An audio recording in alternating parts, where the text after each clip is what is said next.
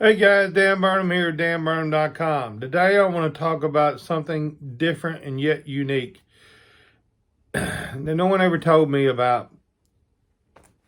I'm using the Legends Philharmonic, and today, and actually an Holton MF horn ST304 has a different lead pipe on it, but this is just for the purpose of this video.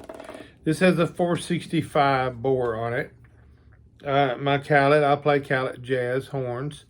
They have 470s, but I wanted you to get an idea and hear this, and I'm purposely doing it with a big piece. All right, I'm going to do low G, and I'll do double G, and probably above. I'm going to demonstrate first, and I'm going to talk about it.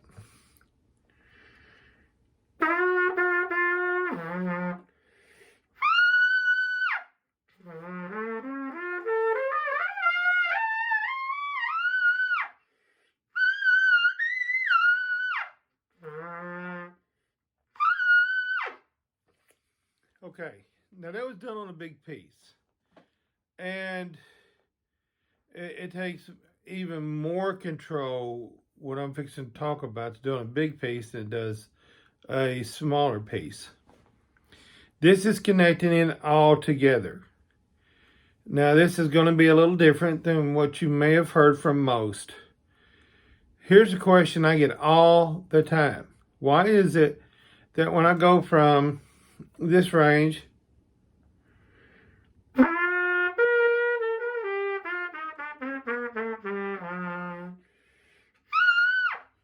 did you know I went from a low G to the double G?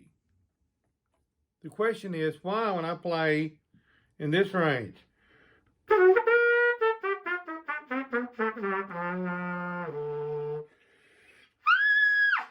here's an A below double C. Why is it, the question is, I keep coming back to it, why is it when I play in those ranges and then go to play high, I can't play high? This is the reason why.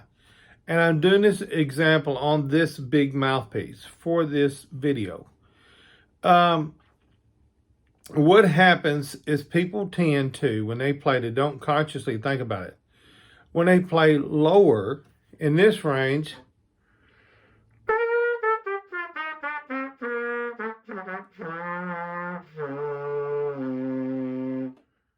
now I'm kind of fuzzy when you get on the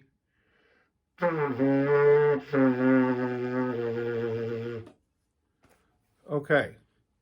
Why when they play that range, I keep coming back to it, and then try to go high, they can't do it. And here's the reason why. You let your chops, you blow them out.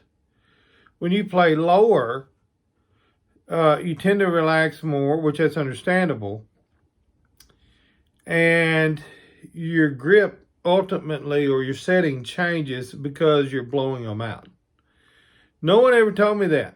And so through the MF protocol and through Lee Adams' help, what I'm going to share with you today, parts of this. Now, I still play the protocol. I play the protocol all the time from low to high. I do it a little different, but I stay in protocol mode from all the way down to all the way at the top. Now, here's what I take from the Super Calit. See, my grip setting is to play high. That's the only reason why I can go from a low G to an A below double C.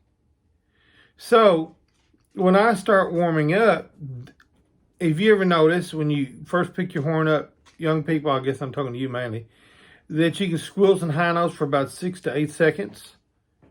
It's because your chops are tight. They haven't warmed up. Okay, I use the MF protocol, but I have what they call a closed setting.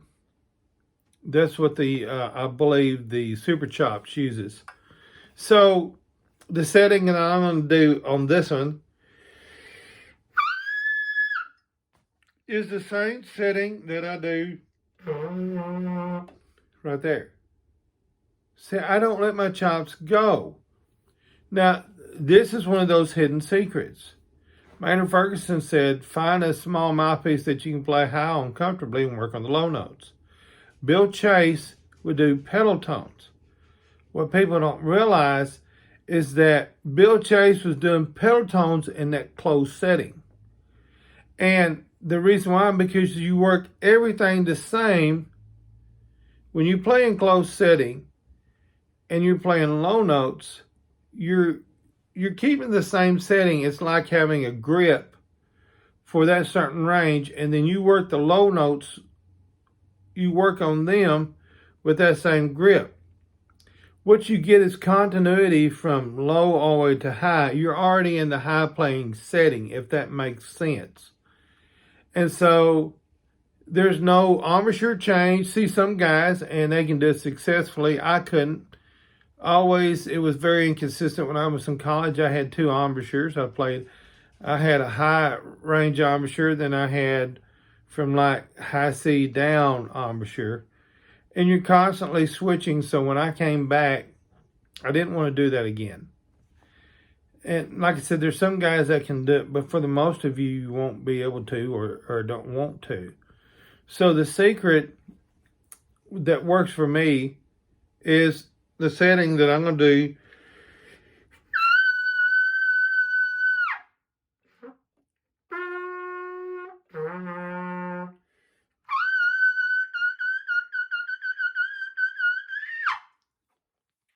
That same setting is what I'm going to play G to double C to E above double C. I'm going to stay on this setting. I never change it. Now, your next question is going to be, so how do you play low on that? All right, this is so simple. And I know it may not be, I shouldn't say that because, you know, folks, if you just read all the different Facebook groups, we all have problems. Each are unique and individual to us. For me, to play lower, I don't change anything here. I change the speed of the air. Now, if you're tightening when you go up to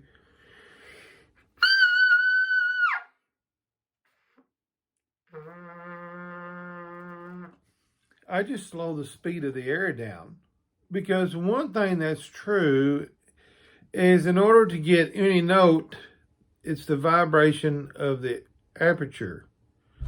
So the higher you play, the faster it vibrates. The lower you play, the slower it vibrates. Does that make sense? So if I want to play low, if I'm up here and I'm playing on a big piece.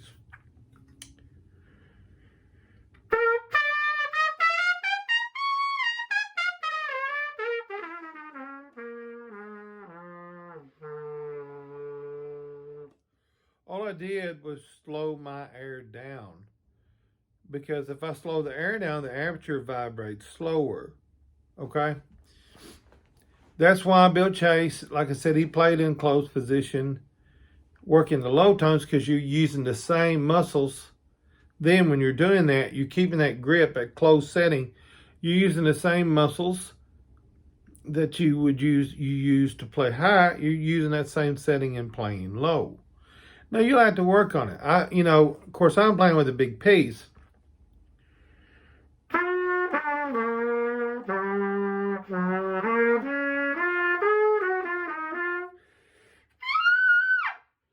So I'm able to go to the G, no problem. But I keep that, and the reason why, by playing in that closed setting, slowing the air down the lower I go, it allows me to move from one range level to another, plus it keeps continuity in your core and your sound. So I hope this helps.